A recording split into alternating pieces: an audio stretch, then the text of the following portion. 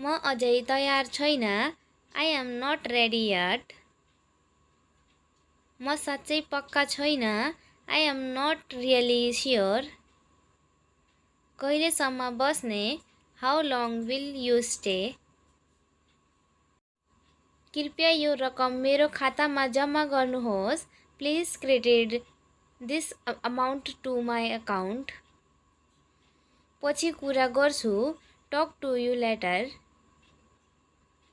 तपाईले मलाई लाजमा किन्नुभयो. You have brought me to shame. तपाई अहिले कस्तो महसुस गर्नुहुन्छ? How do you feel? किताबहरू पढ्छु.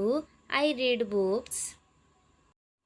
मलाई एक दिन दिनुहोस्. Give me a day. तपाईलाई सबैभन्दा बढी के मन पर्छ? What do you like the most? म यति बेला व्यस्त छु. I am busy at the moment. म पर्खन सक्दिन. I can't wait. मेरो सबै हिसाब गलत भयो. My all calculation went wrong. केटीहरू गममा बस्न चाहदैनन्. Girls do not want to stay in the gum.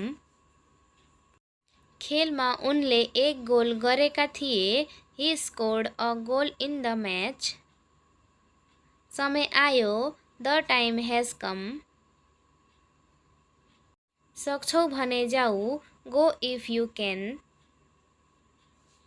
Disturb नगर्नुहोस्. Do not disturb.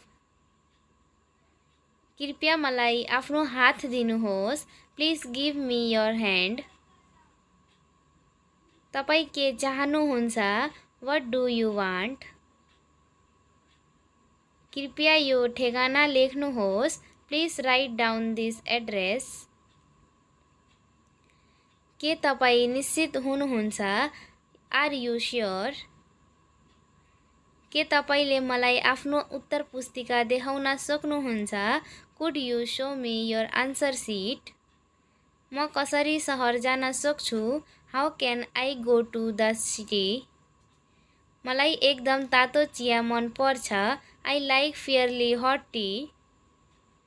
तपाई मलाई यो बताउन सक्नुहुन्छ? Can you tell me? तपाईलाई कस्तो लाग्छ? How do you feel about? म व्यस्त भएँ. I have been busy. गुनासो गर्न मिल्दैन. Can't complain. के तपाईले मेरो कुरा बुझ्नुभयो? Did you get my point?